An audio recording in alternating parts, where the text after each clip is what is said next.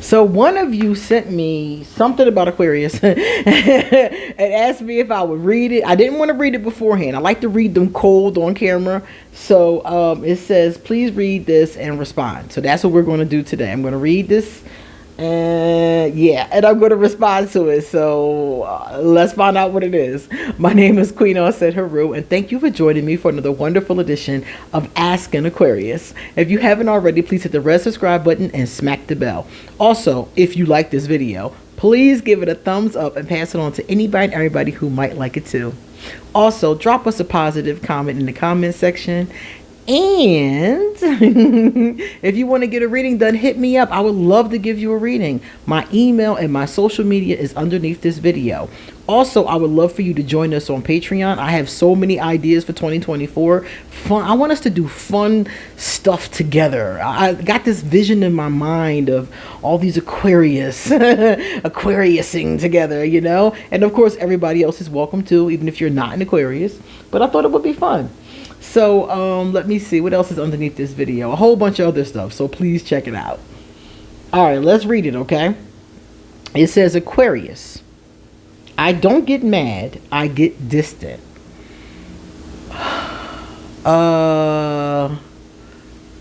Okay, so Aquarius in general, we do get mad. Some of us have really bad tempers.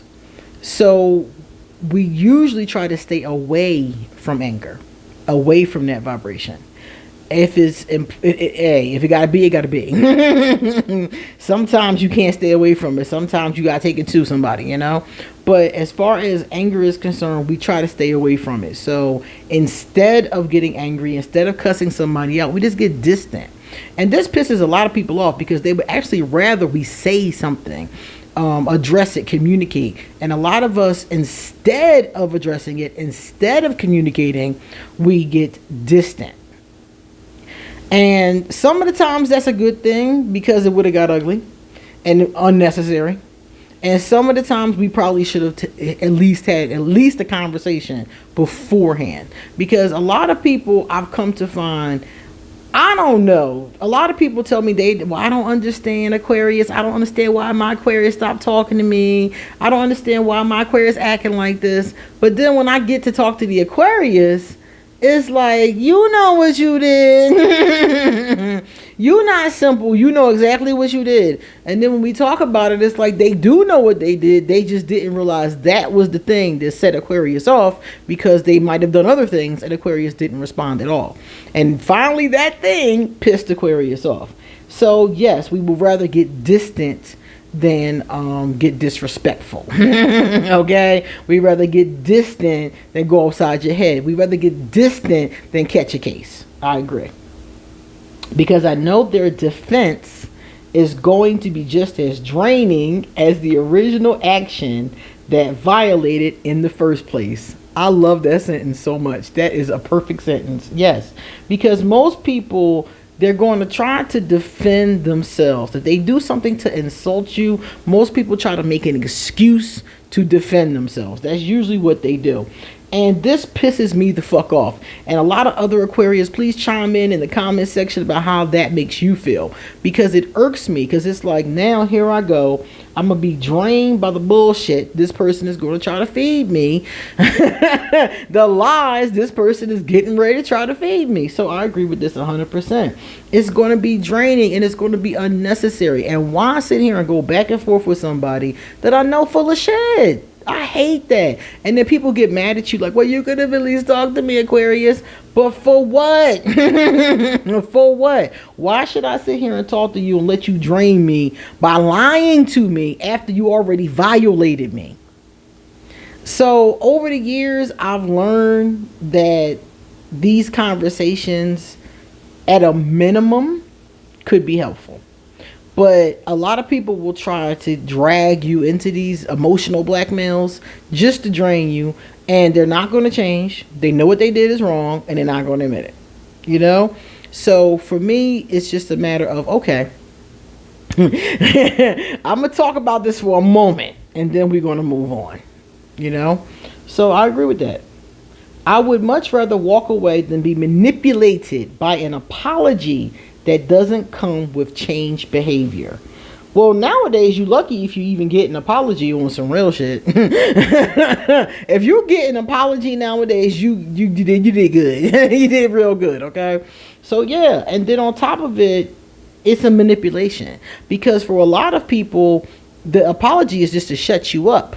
The apology is to get you to leave it alone. The apology is to get you to move on. You know, the people that have the common sense to give the apology in the first place, because most people don't even have that decency. So a lot of times it is a manipulation. And like they said, if it doesn't come with changed behavior, that's how you know the apology was to shut you up. So if your girlfriend cheated on you, for example, okay, and she comes back and she's like, baby, I'm so sorry, I'll never have it again, blah, blah, blah. And then she does it again. 2-3 days later, you catch her again. That means that the apology was just to appease you. It was to manipulate you into a false sense of security so she can keep on cheating on you and using you simultaneously for whatever she's using you for. So that's why Aquarius have a tendency not to want to even have these conversations and just get distant. Like, I don't even want to deal with this.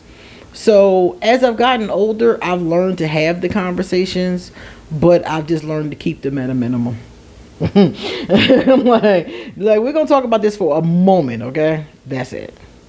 So thank you for sending that in. Thank you so much. Now we're going to go to a positive comment, and this positive comment has a question in it too. We're going to answer this question on the spot. This is from Roosh Glenna 8583. Hey Roosh. Roosh said, QueenAusetHeru, hey, I'm in so much pain. I love another Aquarius man. For 3 years now. He's lied over and over. I'm just tired and exhausted of everything. I wish I could just forget I ever met him, but I still love him. Ain't that some shit? I hate when that happens. I hate when that happens.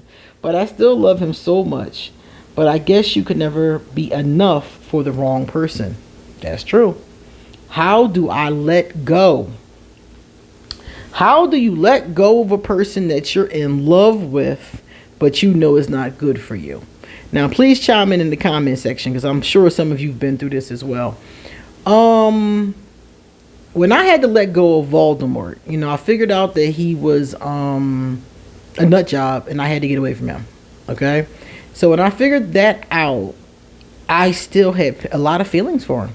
So it wasn't easy. And when we talking, this was a long time ago. For those of you who are new to the channel, my Voldemort issue happened a long time ago. But the thing about it was that when I realized that, I knew I still had these feelings, and I was like, like, how am I going to do this? Because I feel like your feelings, if they're strong enough, will keep on drawing you back into the situation. So I went to therapy. I'm gonna be straight up with you. The first thing I did was I went to therapy, because I was like, I need to let this person go. This person is not good for me. I don't know why I'm having a hard time letting this person go, because then normally I would just drop somebody who wasn't good for me. So I went to therapy and I worked through my stuff, because your stuff is what's keeping you with this person that you know is not good for you. Your stuff is what's making it hard for you to let go. It's something in you. So you have to explore, either through therapy, through hypnotherapy, through self-help, through spirituality, through readings, through something. You have to go to some type of medium, some type of method to tell you, okay, this is why you're doing this, and this is what needs to happen. And then you got to make a plan to how to cope with it and how to walk away from that person. In general, if they're toxic, you're going to have to go cold turkey. So if you're going to have to go cold turkey and go no contact with them, at least for a significant amount of time, that means that you're probably going to need some help. So that's the first thing I did. I went to therapy. And while I was in therapy, I got very strongly into my spirituality. That's when I did my priestess training. So I got heavy into spirituality, heavy into journaling, heavy into doing my own cards or getting my cards done, heavy into meditation, heavy into reading about, you know, different spiritual topics, energy, law of attraction, magic. You know, I just got heavily into that. And healing methods, how to heal my emotions, what crystals could be helpful for their vibration, that kind of thing. I dove head first into that. And the combination of those two things is why I'm sitting here together right now. Okay? Because if I hadn't done those two things, I would still be in the fetal position in my room crying. All right? So I strongly suggest that you follow something similar. You can do it your own way. You ain't gotta do what I did. But some type of therapeutic help has got to be the first thing. And I recommend getting help for it, because a lot of people, sometimes, therapy is something that's really tricky. It's a good thing when it's good, but it's not when it's not. So you have to be really careful with therapy. You have to look around. You have to shop around. You have to find a therapist that suits your needs. Okay? So that's one thing. But I don't recommend going at it alone, because a lot of people try to just, let go of someone and heal on their own.